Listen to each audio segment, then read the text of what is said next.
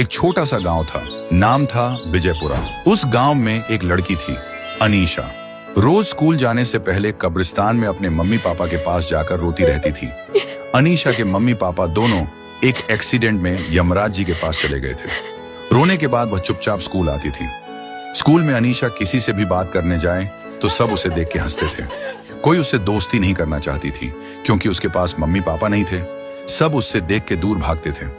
अकेले घर में उसे बस एक चीज प्यारी लगती थी, एक पुराना आईना जो उसके मम्मी पापा के कमरे में पड़ा था।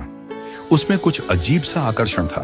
हर बार जब अनीशा उस आईने में देखती है, उसे लगता था जैसे कोई उसे अंदर से देख रहा हो। अगले दिन अनीशा आईने के पास गई और आईने की तरफ देखती रही। तभी वो हैरान रह जाती है। उसमें उसका चेहरा नहीं बल्कि एक खूबसूरत जगह दिख रही थी जहां मम्मी पापा उसे बुला रहे थे।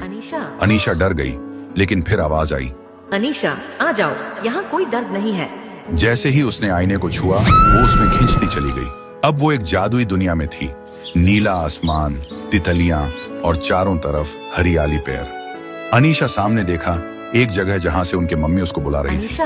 वो आगे गया और देखा उसकी मम्मी पापा खड़ा हुआ था। अनीशा उनके मम्मी पापा के पास गई और जोर से रोने लगी। मम्मी ने कहा, अब कभी अकेली नहीं रहोगी बेटा, हम यहीं हैं तुम्हारे साथ। अनीशा खुश थी। वो दिन अनीशा ने बहुत हंसी खुशी में बिताया, लेकिन धीरे धीरे उसने देखा उस जगह पर कोई और भी लोग थे, ना हंसते हुए ना चलते हुए। ऐसा लगता था कोई जिंदा जैसा नहीं है। फिर एक और लड़की मिली, नाम था रूपा। अनीशा धीरे धीरे रूपा के पास गई और रूपा बोली, ये दुनिया झूठ है, हम सब आईने में फंसे हुए हैं, हमारी आत्माएं असली दुनिया से काट दी गई है। अनीशा घबरा गई और वहाँ से आके उसके मम्मी के पास गई। मम्मी को पूछा, क्या यह सच है? ये दुनिया झूठ है? मम्मी की आंखें लाल हो गईं, आवाज बदल गई और बोली, अब तुम वापस नहीं जा सकती अनीशा, तुम्हारा जीवन अब यही है। अनीशा डर के मारे भागने लगी। वो दौड़ती है, चिल्लाती है और वो आईना के पास जाने लगी। आईने की चमकती हुई सतह को छूते ही अचानक वो जोर से चीखती है और वापस अपने कमरे में आ जाती है और दौड़ के उनके मम्मी पापा के कमरे पर चली जाती है और देखती है आईना उधर ही खड़ा हुआ था। बहुत शांत, कोई आवाज नहीं। अनीशा हैरान हो गई। तभी बाहर से आवाज आई, अनीशा बेटा तुम ठीक तो हो ना?